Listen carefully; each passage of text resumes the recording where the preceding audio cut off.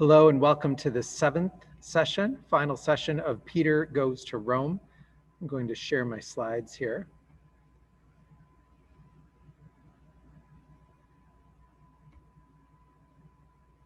We're looking today at this seventh and final session at Peter's legacy. So this class, we've been having it to first supplement the Sunday morning preaching of 1 Peter during this spring season. The second is to better understand the person, the life, the ministry of the Apostle Peter. And then third, to make connections between the first century setting of Rome and our context today. The class as a whole, we've looked at Peter's life, his relationship to Jesus, called by Jesus, reappointed to his position by Jesus. Peter's apostolic ministry, the first section of the book of Acts, he's the main character there. We looked last week at the relationship between Peter and Paul, and we also considered the city and empire of Rome, its military. We looked at the bishop of Rome, what that meant for Peter to be called that. And today we look at Peter's legacy. So Peter started out in Galilee, ended his days in Rome. And so he lived quite a life, going from growing up in a family where fishing was the trade to ending in Rome. As we saw last week, both he and the Apostle Paul, according to history, were martyred under the Emperor Nero. A few weeks ago, when we looked at Peter's apostolic ministry, we saw him called by Jesus as a disciple, commissioned by Jesus as an apostle. Apostle means a sent messenger. He then in Acts, he is the head apostle in the sense of leading the selection of the new apostle to replace Judas. He preaches on Pentecost when the Spirit is given. And then he leads the church in that first section of Acts.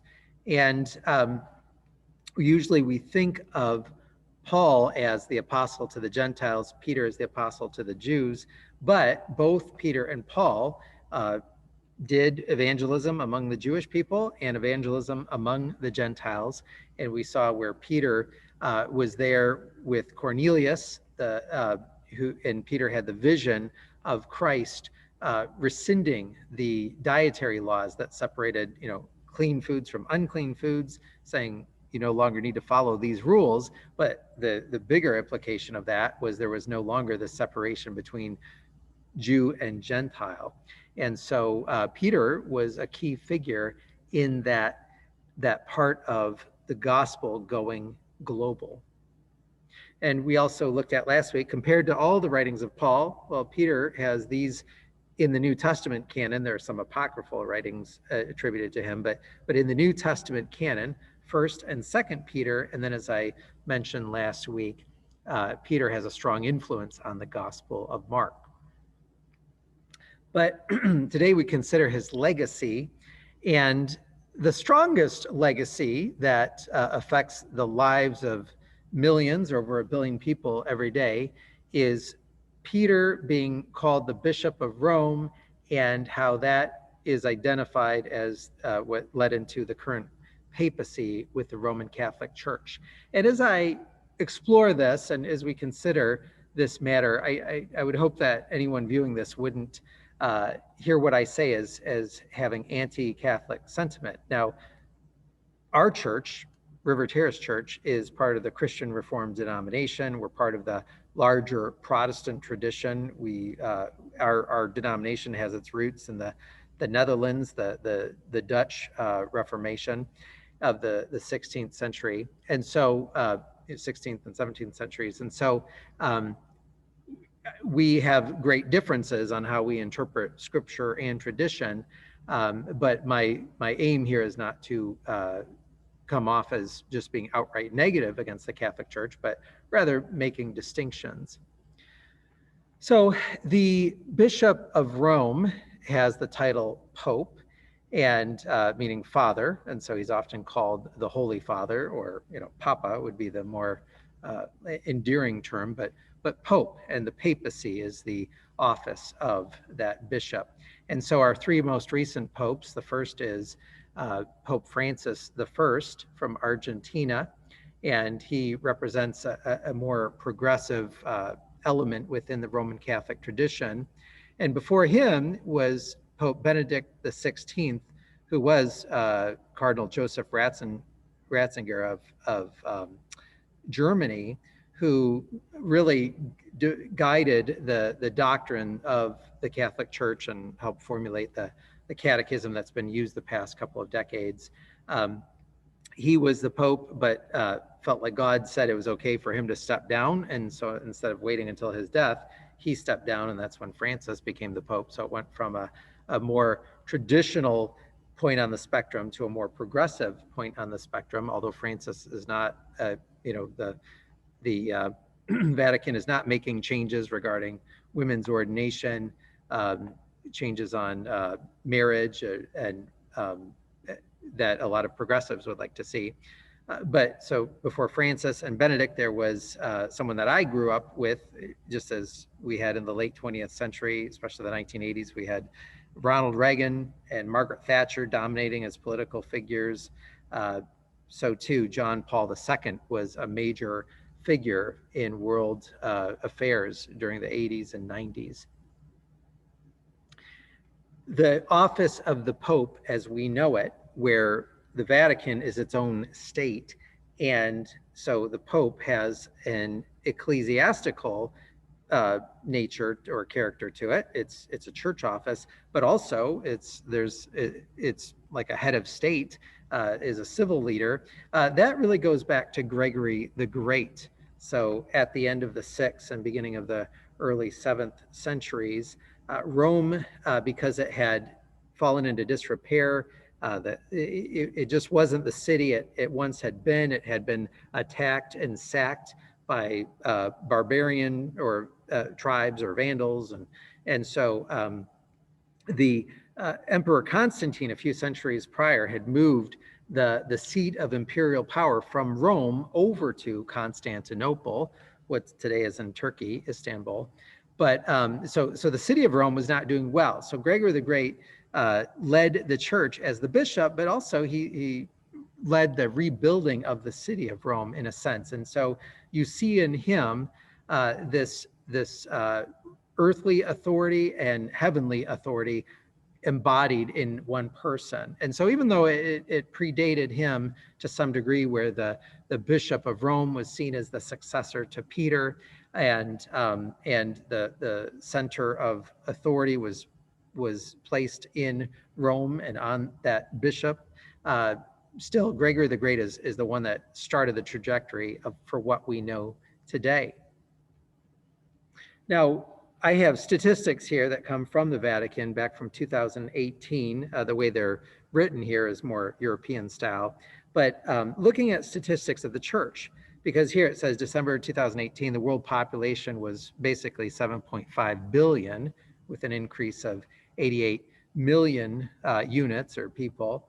So on the same date, December 2018, Catholics in the world numbered 1.3 billion, with an overall increase of 15.7 million, which is quite amazing when you think about the Christian Reformed denomination just having over, around 220,000 members spread throughout the US and Canada. That is nothing in comparison just to the overall increase, many of which the numbers would be because of births, but just nothing compared to 1.3 billion people. And in that, I didn't put in here, but that there's so many bishops and priests and deacons. But this statement ends, the world percentage of Catholics remains unvaried, settling at 17.73%. So around 18% of the world's population is Roman Catholic. And so the Bishop of Rome, the Pope, is the head of and leads 17 to 18%, according to these statistics, of the human population. So you see in there, if they trace their lineage back to Peter, Peter has the legacy of leading about a fifth of humanity directly. Now, when we look at the US, the Pew Research Forum says, has this statistic: there are roughly 51 million Catholic adults in the U.S., accounting for about 1/5 of the total U.S. adult population. So if you have about 18% globally, then it's about 20% in the U.S. And that was back in 2014. Says that study found that the share of Americans who are Catholic declined from 24% in 2007 to 21%. And that same study here had details about the Catholic Church experiencing the largest decline in the U.S. And that's the case as well in countries like in Central and South America, Mexico, Brazil, where Pentecostalism and evangelicalism are spreading. There's been a decline of the percentage of Catholics, even though it's still the dominant religion or dominant form of Christianity in those countries. When we look at the world and Christianity, these statistics come from Gordon Conwell, the Center for Global Christianity. So when we take all of anyone who identifies as Christian, according to, and this is for 2021, according to Gordon Conwell, that's about 32% of the world's population. So just shy of 1/3 of humanity identify as Christian. And so in that, then, this number is a little lower than the statistics from the Vatican, but they say 1.25 billion of those Christians are Roman Catholics. And then Protestants make up 600 million, and that's quite a diverse group counted in that. And then Orthodox, so you think of Greek, Syrian, Romanian, Russian Orthodox branches, or what are called autocephalous churches, make up basically 300 million people, and there are many different branches, or again, they're called autocephalous churches. And so even when if you added Protestants and Orthodox together, it's still way below the number of Roman Catholics. And there were more numbers in terms of people who call themselves independent. And then Pentecostals can be difficult to identify in the sense that some would call themselves Pentecostals, but are part of existing denominations, or even people within the Roman Catholic tradition would call themselves Pentecostal. So I just have the simple, those three branches listed here, but you still see that even though there are 600 million Protestants worldwide and 300 million Orthodox worldwide, still 1.2 billion Roman Catholics. So we go to that question then of whether Peter, what it means for him to be the Bishop of Rome. And I referred to this passage in an earlier session of this class, but we're talking about it here because it bears on that question of was Peter the first pope, basically. And so in Matthew 16, Matthew tells us when Jesus came to the region of Caesarea Philippi, he asked his disciples, "Who do people say the Son of Man is?" They replied, "Some say John the Baptist, others say Elijah, and still others Jeremiah or one of the prophets." "But what about you?" he asked. "Who do you say I am?" Simon Peter answered, "You are the Messiah, the Son of the living God." Jesus replied, "Blessed are you, Simon, son of Jonah, for this was not revealed to you by flesh and blood, but by my Father in heaven. And I tell you that you are Peter, and on this rock I will build my church, and the gates of Hades will not overcome it. I will give you the keys of the kingdom of heaven. Whatever you bind on earth will be bound in heaven, and whatever you loose on earth will be loosed in heaven." Then he ordered his disciples not to tell anyone that he was the Messiah. And it's that statement, "You are Peter, on this rock I will build my church, the gates of Hades will not overcome it." Peter, this is what will develop as the claim later. Well, if Peter ended his days in Rome, was leading in the church in Rome, he was the Bishop of Rome, he's given the keys of the kingdom.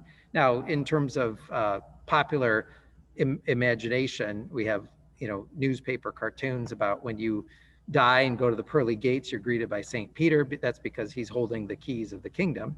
But whether Jesus is saying, okay, you as this apostle who has spoken truth that was revealed to you, you are going to be the foundation for the church. That's the claim. And so that develops into the legacy for the papacy. And so I'm going to put in here, now this is a Reformed Baptist evangelical understanding from Greg Allison on the Gospel Coalition, but I wanted something succinct in here to explain it. So Greg Allison, a Southern Baptist professor, says the Roman Catholic Church interprets this rock in reference to Peter as the first pope and the beginning of apostolic succession. Jesus authoritatively instituted an unbroken line of successors from Peter and the other apostles to the current bishops of the Roman Catholic Church. In this view, Pope Francis is now the vicar or earthly representative of Christ, who, together with the other bishops, exercises Christ's authority in teaching, ruling, and sanctifying the church. Now, someone who's an apologist for the Roman Catholic tradition will say, well, look, Jesus is commissioning Peter. He's making him that vicar that Allison describes here, that he is the Bishop of Rome. And so when you look at history, Protestants might respond and say, well, okay, but there are a number of corrupt popes that go in that line. In fact, at one point, because of political intrigue, you even had 3 people claiming to be pope at the same time. And so it's the history of this unbroken line of successors isn't as pretty when you get into the details of history, but that's the claim, that's the understanding.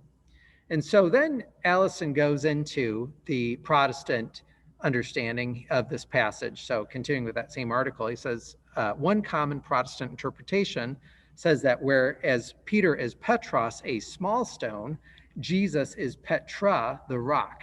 Thus, Jesus' affirmation isn't about a special role for Peter, but about Jesus himself as the cornerstone of the church. And then he gives those references. But this view seems to be more about steering clear of the Roman Catholic interpretation than a plausible exegesis of the text itself.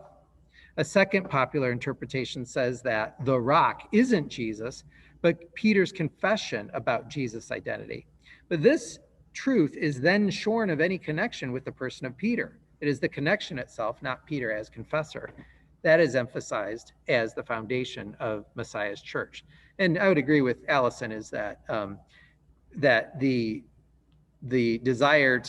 Protestant desire to not go with the Roman Catholic interpretation ought not to drive the exegesis or interpretation of Jesus' statement, but rather we should get it from the passage itself.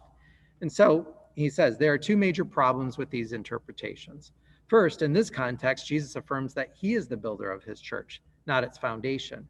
Indeed, he promises that he will build his church on the foundation of this rock. Second, these interpretations tend to drive a wedge between the person of Peter and his divinely revealed confession. So here's what Allison does. He says, accordingly, this rock is indeed Christ's renamed disciple Peter, Petros, yet it's Peter by virtue of his confession that leads to Christ's promise to build his church on this rock, Petra. And this building project uses the keys of the kingdom of heaven as the gospel is announced throughout the world. The phrase doesn't support the Roman Catholic interpretation that Peter is the first pope, the vicar of Christ, the infallible head of the church that rests on apostolic succession and wields divinely conferred authority by virtue of its possessing the keys of the kingdom. Rather, this rock is the foundation of the church that Jesus has been building and continues to build. As articulated by Peter, the confession of the identity of the Messiah, God the incarnate Son, is part and parcel of both the gospel message itself and also the proper appropriation of the gospel. To all who, through the Holy Spirit, confess, quote, Jesus is Lord, the Son gives eternal salvation for the glory of God. So I liked using Allison's writing because he goes into the Roman Catholic interpretation and then what many Protestants have done, but then he tries to show, well, Jesus is affirming Peter and Peter's role, but it's not fashioning what is going to become the papacy eventually. Now, so if the Roman Catholic Church has 1.25 billion people and the Pope, who is the Bishop of Rome, is the head of that church, well, we look at the relationship between the church in Rome and other churches. And so before the Protestant Reformation in 1517, begun with Martin Luther, there was a schism, 1054, between the Eastern churches, the Orthodox churches, and the Roman Catholic Church in the West. And a lot, even though it was doctrinal, dealing with the Nicene Creed, what was called the Filioque clause in that creed, even though it was a doctrinal dispute, really the underlying matter was how much authority that the Bishop of Rome had, because the bishop, the papacy was basically acting like the head of the church, and these archbishops from these other branches, the Orthodox branches, said, well, we don't agree with that.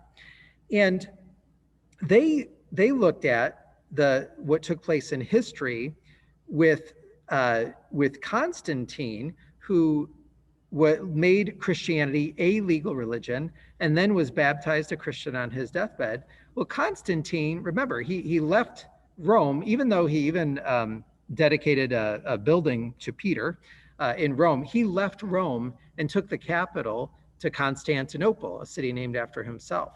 And that became, in effect, the second Rome. But then when that city was besieged, when that fell ultimately to the Turkish Empire, then the Russians saw themselves as having the third Rome in Moscow. And so that's an interesting succession. So then you see, we'll get to it here in just a minute. I want to, I'm going to be drawing from two books. One is David Chittister's Christianity, A Global History, and then the other is by Diarmid McCullough's Christianity, the First 3,000 Years. And I'm going to be quoting from those because in Russia, we have this idea of the third Rome. Moscow itself and then Russia as a whole become the third Rome. And so the seat of the church and Christian civilization go from the city of Rome to the city of Constantinople, then to Moscow. And so Chittister writes, since there would not be a fourth Rome, relating to the debate and controversies of the time, it says the role of Moscow as the last guardian of the Christian faith assumed ultimate proportions in the world. During the reign of Peter the Great, so 1682 to 1725, the Russian church celebrated the Tsar as a divine ruler like Constantine, proclaiming him as Zenmoy Bog, the god on earth, who presided over an expanding Christian empire. Now, one big difference between what developed in the West was you had a pope and then you would have princes and kings. And so even though the Vatican itself eventually became its own state, and the Pope could wield a lot of economic, military, financial power, still you had what was called a two swords model. There was the sword of the state that rested with the king or with a prince, and then there was the sword of the church, which had, the sword of the word of God and tradition. But over in the East, in the Orthodox churches, it wasn't like that, because the emperor the Byzantine emperor in Constantinople was both the head of the state and the head of the church. It was called the princeps model. And so that then, when Christianity went to Moscow around the turn of the millennium, and then Moscow viewed itself as this third Rome. And so even though it's interesting because Peter the Great had a number of battles with the church, he also tried to bring it to heel in his making his version of civilization. And from McCullough's book, he describes, he says, Romanov autocracy was completed by Tsar Alexei's son, Peter I, the Great, who defeated the rival northern power of Sweden and humiliated and subverted the now declining Polish-Lithuanian Commonwealth. In 1721, Peter proclaimed himself emperor of all the Russias, setting patterns for Russian expansion, which through the 18th and 19th centuries created one of the largest empires the world had seen, stretching from Eastern Europe to the Pacific.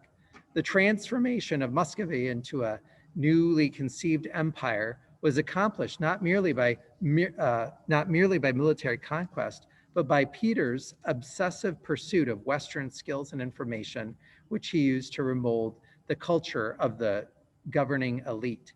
He saw to it that the pool of available knowledge was massively expanded. And even in Peter's lifetime, Peter the Great's lifetime, there was this huge expansion of the number of books printed there. Now, a couple of things. One, Peter the Great is named after St. Peter, Peter the Apostle. And so you have Moscow, and then the second largest city in Russia, St. Petersburg, bears that name. So that's part of the legacy of Peter. But still, you have in this this question of the relationship between church and state. In the Roman Catholic tradition, eventually the church said, well, Peter died in Rome. He was the head of the church. Christ said on your confession, I'm going to build my church, gave him the keys of the kingdom, the power to let people into heaven or not, or dealing with eternal life, the forgiveness of sins. And so then Peter's office as Bishop of Rome developed into being the head of 1/5 of humanity. But then you have the rejection of that through, the imperial seat moves from Rome to Constantinople to Moscow, and then under Peter the Great, named after Peter the Apostle, you have the development of the Russian Empire. And this bears on us today, actually, because not just because there's always a small number of evangelicals who convert, or evangelicals, Protestants, who convert to Orthodoxy, and many of them convert to Russian Orthodoxy, Russian Orthodox churches here in the U.S., but also because with during the 20th century, you had 70 years of communist rule, the Soviet Union. The Orthodox Church, to a large degree, suffered persecution. Now, some of the clergy cooperated with the state, with the KGB, and made their way through that time, but it was seen as a time of great persecution during those decades. But then with the collapse of the Soviet Union, you had the reemergence of the strength of the Orthodox Church. And in the 90s and following, missionary activity from evangelical groups, from other religions like Mormonism or Jehovah's Witnesses, really began to be curtailed in Russia because it was seen as, if you're Russian, apart from some possibly Muslim minority groups or way out east, near Mongolia, there might be some Buddhist minority groups, but for the most part, to be Russian means to be Orthodox, Russian Orthodox. And so then you have that irony of somebody like Vladimir Putin, who now has lifelong rule set up in Russia, went from working in the KGB, working for the atheist Soviet state, which in many ways tried to stamp out religion, to in becoming largely a lifelong ruler, you could say, trying to revive the strength of the Russian Empire that was given the blueprint by Peter the Great. You have Putin then siding with the Orthodox Church, or co-opting the Orthodox Church. And so this idea of the Third Rome still has some elements or fingerprints of the legacy of Peter on that, both how it defined itself against the claims of the papacy in Rome, but also even with Peter being named after the apostle.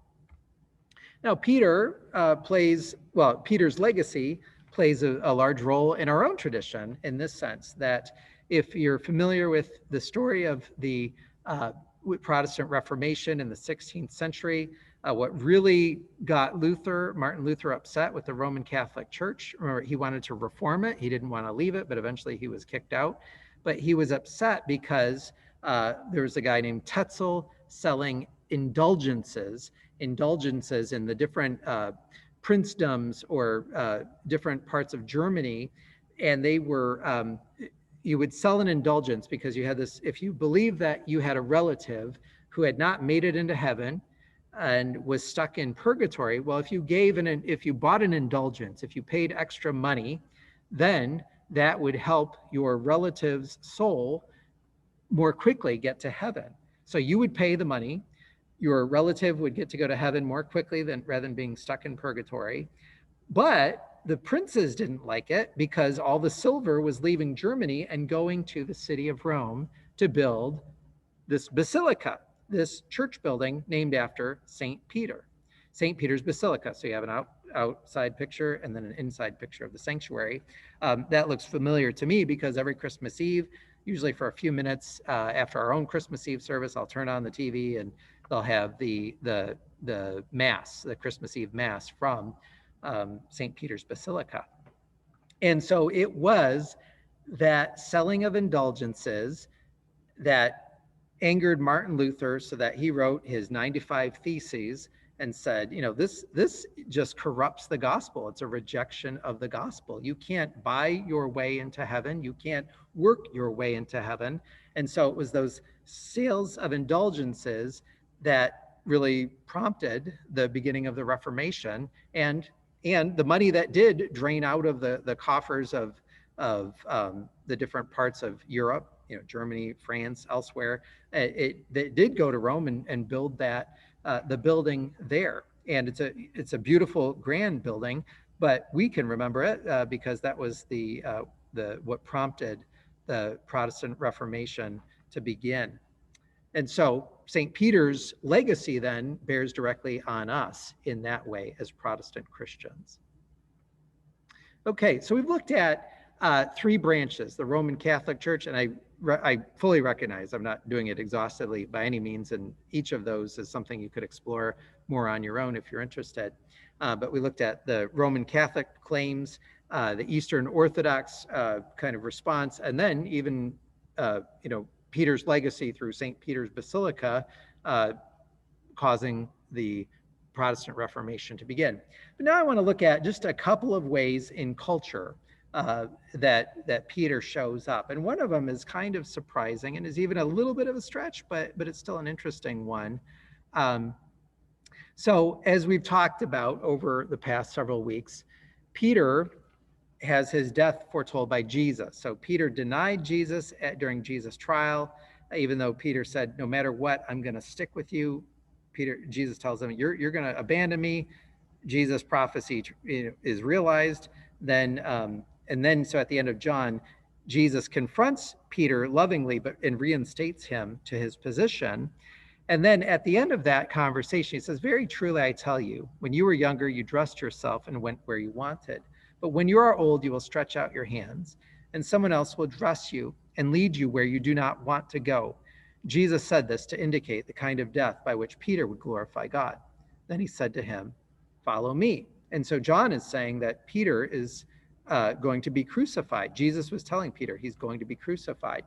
Now, in tradition, Peter is crucified upside down because he felt, one, he was not worthy to die the same way that Jesus had done, just because Jesus was the Son of God, he was disciple, but two, because Peter had denied Jesus. And so he asked to be crucified upside down. And I've mentioned before in classes and studies, I had a professor in college who wrote books on the New Testament, and he just emphasized that probably didn't happen because crucifixion does not work that way. And so he even had a novelized version where he wrote a novel that had a scene with Peter asking to be crucified upside down. And the soldiers say, well, that's very humble of you, but we can't do it. It just doesn't work that way. But tradition has Peter crucified upside down because he doesn't feel worthy to be crucified the same way as his Lord. Well, Peter's brother Andrew is, just like Peter, grew up in this fishing family. Andrew very quickly comes to follow Christ. But the story goes that Andrew preaching was like Peter and like Paul, was a missionary going around, but died a martyr's death in Greece. And he asked, he like Peter, he did not want to be crucified he did not want to be crucified in the same way as Jesus, and felt maybe he was unworthy. And then also, who knows? I mean, maybe Andrew wanted to distinguish himself from his brother, depending on when they each died. But so tradition says that Andrew then was crucified on a diagonal cross, on an X. And so you have here then Andrew, his symbol being not the upside down cross, but and I should mention too, with Peter, the upside down cross in recent decades, that's been used as a satanic symbol, not related to Peter, but taking the cross of Jesus and turning it upside down. But long before it was ever used as a satanic symbol or a symbol of the cult, it was identified with Peter. But with Andrew, you have the diagonal X.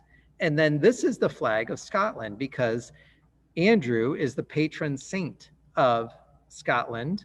The University of St. Andrews is, I think, the third oldest of the ancient British, the ancient universities of the British Isles. And so there you have Andrew's flag, Andrew's cross on the Scottish flag. Well, as you know from more modern history, a number of Scots and Scots-Irish came over to the U.S.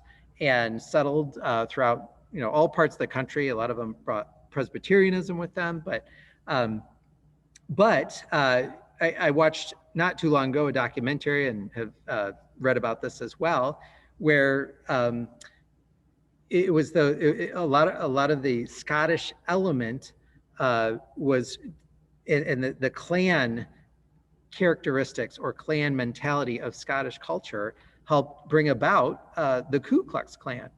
And so then you see in the Confederate battle flag, so it's not the official flag of the Confederacy, but the battle flag, that same cross of Andrew, the brother of Peter. And so Peter was crucified upside down. Andrew was crucified on a diagonal cross. That's the flag of Scotland. That's brought over. That's reflected in the Confederate battle flag. That is a flag that some say, well, this is heritage, not hate, but that is associated with white supremacy, white Christian nationalism. It was paraded through the Capitol building on January 6th of this past year, even though the Confederate Army had not broken into the Capitol. Here in our time, the Confederate flag was paraded through the Capitol building, and so anyway, just to show you that interesting vestige, or that's slightly related to Peter because of his brother, and they're both not wanting to be crucified in the same way as Jesus. And that's something you could explore more. Now, another more popular take on Peter in recent years, and I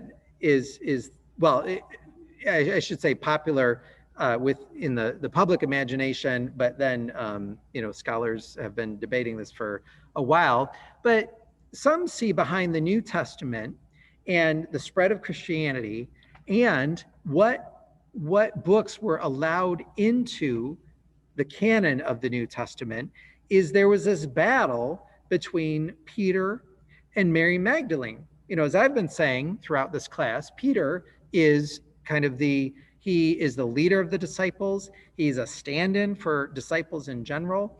But you can argue, or scholars have argued, well, behind the scenes, it's a battle with Mary Magdalene.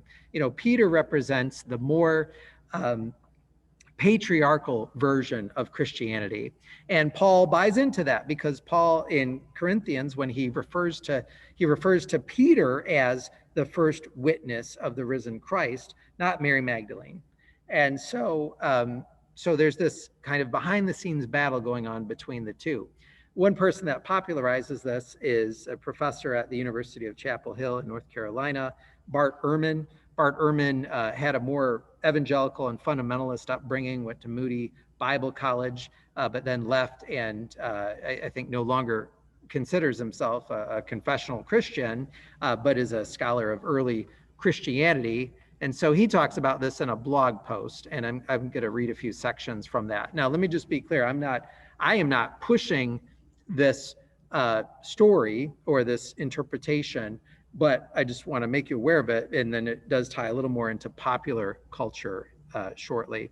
So Ehrman writes that Peter and Mary Magdalene in competition, this blog post, he says, what is clear is that there were two competing traditions in early Christianity. In one set of traditions, Christ first appeared to Mary Magdalene and possibly other women. In the other, he first appeared to Peter and possibly other men. One of the reasons this is interesting is that we have repeatedly seen through our discussion of Mary that there's a steady stream of stories that show her in competition with Peter. or at least that show Peter constantly becoming upset by the high status she is given by Christ.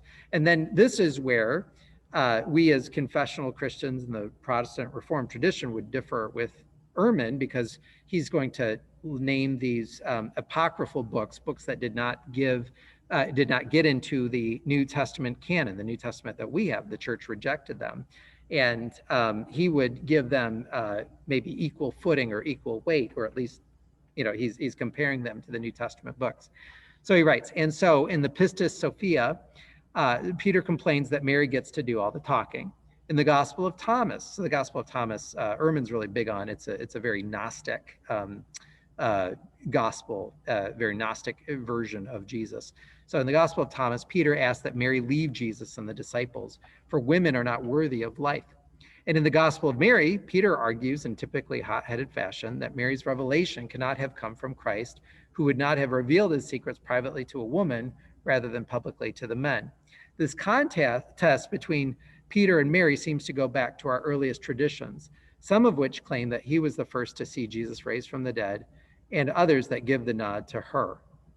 As I've intimated, this view that Mary was the original apostle, the one commissioned to tell the good news of Christ's resurrection, is found already in the books of the New Testament. In the Gospel of Mark, it is Mary Magdalene, along with Mary, the mother of James and Salome, who come to the tomb on the third day, learn from a young man that Jesus has been raised, and are told then to go tell the disciples. In this account, it is true, they say nothing to anyone, for they were afraid. And there's no word here of Christ himself appearing to these women, or to the other disciples for that matter. But in the later account of Matthew, Mary, along with the other Mary, not only learn of Jesus' resurrection from an angel at the tomb, but they're also instructed to tell the others. Jesus himself appears to the women and commissions them to tell my brothers to go to Galilee, and they will see me there. We are not explicitly told that the women did what they were told, but we do learn that the disciples made a trip to Galilee and that Jesus appeared to them there. So one can assume that the women fulfilled their commission. It is in the last New Testament gospel to be written, John, that Mary herself is singled out as the first to see Jesus raised from the dead. According to this account, Mary comes alone to the tomb, finds it empty, and goes to tell Peter and the beloved disciple. They race each other to the tomb to see that Jesus' body is not there. When they return to their homes, Mary is left outside the tomb, and Jesus suddenly appears to her. She mistakes him for the gardener and asks him where he has taken the body, but then he calls her by name, Mary, and she recognizes him. Rabboni, which means teacher. Note, she does not call him hubby, which I'll get to in a minute. Jesus commissions her to tell the disciples that he is about to ascend to heaven, and she does as she is told. Now, in that, then, you see this Ehrman first referring to and drawing from the apocryphal books, the apocryphal gospels, those books like the Gospel of Thomas that did not get included in the New Testament canon. And so we as Christians in the Protestant Reformed tradition and in the larger great tradition would say, well, yeah, we don't recognize those as being inspired by the Holy Spirit, and they are not reliable for us. They might be informative of the time in which they were written, but they are not part of sacred scripture, divinely inspired. But then he goes into the New Testament itself and shows how where Mary actually gets news of Jesus first, and then Mary is the one that meets Jesus first.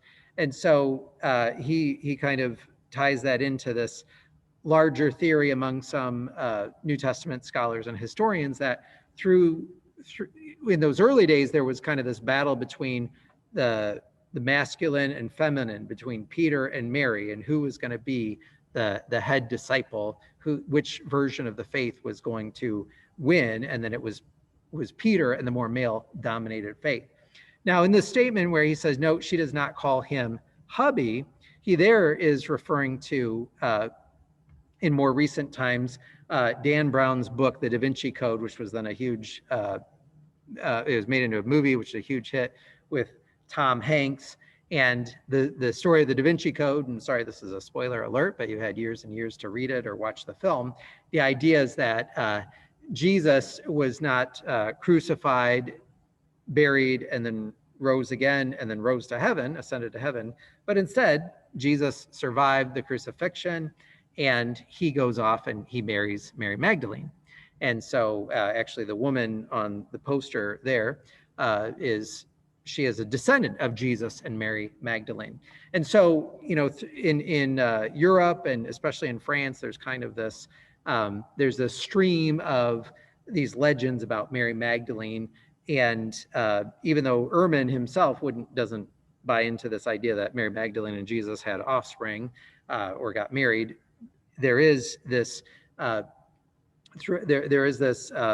some see behind the scenes that battle between Mary Magdalene and Peter, and which one was basically appointed to give us the faith that we know. So we see in that battle between Peter and Mary Magdalene, if there ever was such one, or in the popular imagination of Dan Brown, we see vestiges of the legacy of Peter. And again, I'm not promoting those. I'm just saying this is where we see kind of elements of Peter's influence showing up. But looking at key points, I mean, the not just for this session today, but for this entire class, is that for any Christian around the world, or any person who reads the Gospels and New Testament and does not yet know Christ, Peter's legacy for all of us is that it emanates from his key role as a disciple, one who believed in and followed Jesus, and as apostle, one who was sent to proclaim the gospel, plant churches, lead the church. And as such, he embodies flaws and weaknesses, which we saw in the first couple of weeks. He's a bit of a braggart. He's a bit of a strong talker, but then he can also get afraid and backtrack. And so he embodies flaws and weaknesses, and he receives God's grace. So Peter is a disciple, an apostle, who is a model for us, not because he's perfect, but because he's very imperfect. And he did play a very special role in the history of making Christ known to this world. Now, and then the second main one is that question of church authority and its relationship to the state. It revolves around the figure of Peter from the New Testament and tradition. Because first, the Roman Catholic Church has 1.2, 1.3 billion people. It dwarfs the Protestant and Orthodox branches.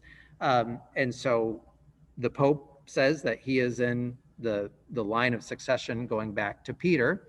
And then the Orthodox tradition broke from that and said, no, actually Rome moved from Rome itself to Constantinople and then to Moscow, led by, because the founding of an empire by a guy named after Peter.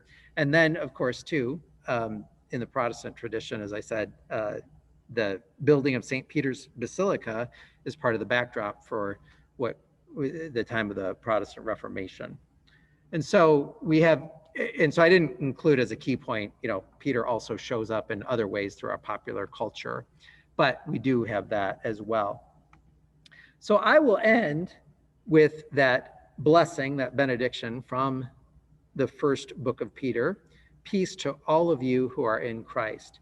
And I do want to say thank you. Thank you, whether you just were with us for this session or for all of them. If you haven't seen them all, I encourage you to go back and go through the playlist of the different episodes or sessions. But I want to say thank you. Thank you for spending the time exploring the life and the ministry and legacy of Peter.